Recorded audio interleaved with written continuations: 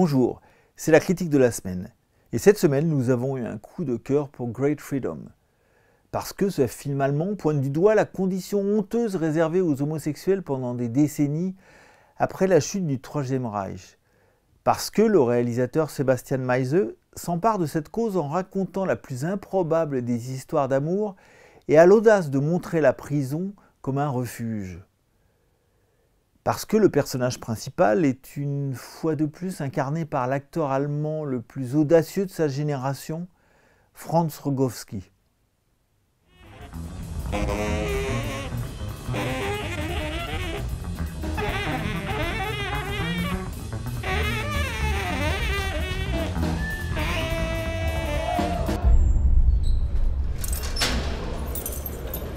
Hans Hofmann a passé sa vie à être emprisonné en raison de l'article 175 du Code pénal allemand en vigueur jusqu'en 1994. De l'immédiate après-guerre à la fin des années 60, il a passé le plus clair de son temps en captivité pour un crime sans victime, son homosexualité. Difficile de ne pas établir un parallèle entre cette chronique de l'obscurantisme et deux biopics britanniques situés dans les années 50, Prick Up Your Ears de Stephen Frears, qui s'attache au dramaturge Joe Horton, et Imitation Game, qui relate le destin du génie mathématique Alan Turing, sacrifiés eux aussi sur l'autel de leurs mœurs déviantes par une société puritaine, la Grande-Bretagne. Il aura fallu un demi-siècle pour voir exhumer ces destinées brisées par la morale en vigueur.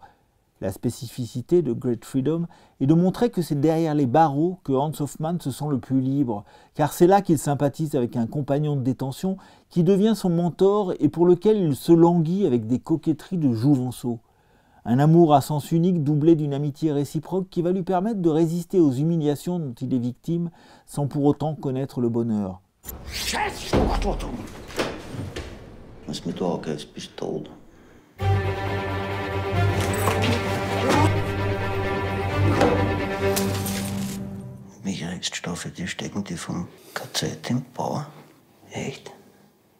Derrière son titre anglais ironique qui semble désigner une grande liberté universelle, Great Freedom est un film magistral qui décrit la pression inhumaine qu'exerce la société sur un simple kidam, guidé par ses pulsions, qui a le tort de dévier de son ordre moral et de braver son puritanisme.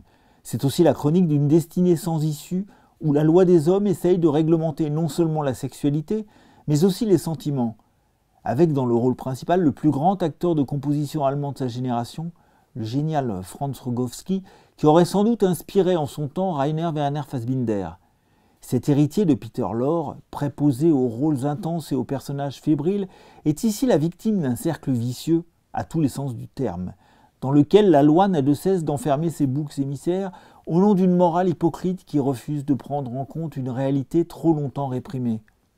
Remarqué pour un documentaire choc qui donnait la parole à un pédophile face caméra et non flouté, Outing, le réalisateur Sebastian Meise souligne l'absurdité d'une situation sans issue qui désigne la prison comme l'unique havre de liberté relative des homosexuels que chacun de leurs actes condamne par principe à être écartés de la société des bonnes gens, comme si les mœurs étaient assimilées à une vulgaire maladie contagieuse.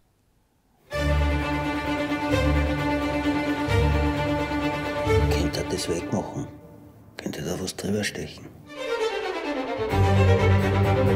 Berühren des fremden Gliedes, wechselseitige Onanie. Was wird beantragt? 24 Monate, unbedingt.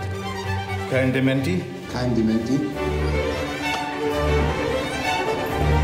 Lass das nicht bleiben lassen, oder? Du bist immer noch da. La mise en scène de ce film est clinique et s'appuie sur un point de vue comportementaliste. Son personnage principal se trouve confronté à des pulsions qu'il est devenu incapable de maîtriser et affiche parfois l'innocence d'un gamin pris en faute qu'on punit sans réellement lui expliquer ce qu'il lui est reproché. Dès lors, son attirance pour les personnes de son sexe n'est qu'une quête d'amour désespérée qui s'exprime par des relations charnelles, le plus souvent clandestines, dans des lieux de rencontres sordides où les autorités n'ont qu'à organiser une surveillance renforcée pour appréhender ceux qu'ils considèrent comme des contrevenants, à défaut d'essayer de comprendre leurs inclinations et de compatir à leur détresse de proscrits. Au fil d'une sorte de course-poursuite ininterrompue qui ne résout jamais rien, mais fonctionne comme une spirale infernale au service d'une répression absurde qui ne s'achèvera qu'un quart de siècle après la soi-disant révolution des mœurs 68ardes.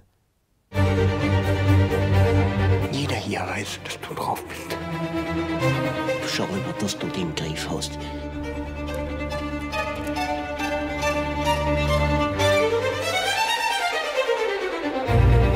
Mich interessiert das, ob ich da erinnern drauf bin oder nicht. Mich interessiert. Great Freedom est le constat terrible du sort réservé à des citoyens marginalisés par la société sous couvert de leurs mœurs. C'est aussi un film dont le personnage principal se soumet à la loi sans jamais s'interdire de céder à ses pulsions, sans jamais amorcer le plus petit mouvement de révolte. La singularité du film de Sebastian Meise est de s'abstraire du moindre jugement moral. Les scènes de drague qu'il met en scène répondent à une sorte de chorégraphie silencieuse dont les sentiments sont absents. Un peu comme dans L'inconnu du lac d'Alain Guiraudy ou avant lui dans le célèbre court-métrage de Jean Genet, Un chant d'amour, il filme des corps en mouvement qui se soumettent à un étrange manège. Des histoires sans parole qui se déroulent selon un rituel codifié et réduisent l'homme à une sorte de comportement animal. C'est toute la force de ce film qui montre sans jamais porter un jugement moral sur ses protagonistes.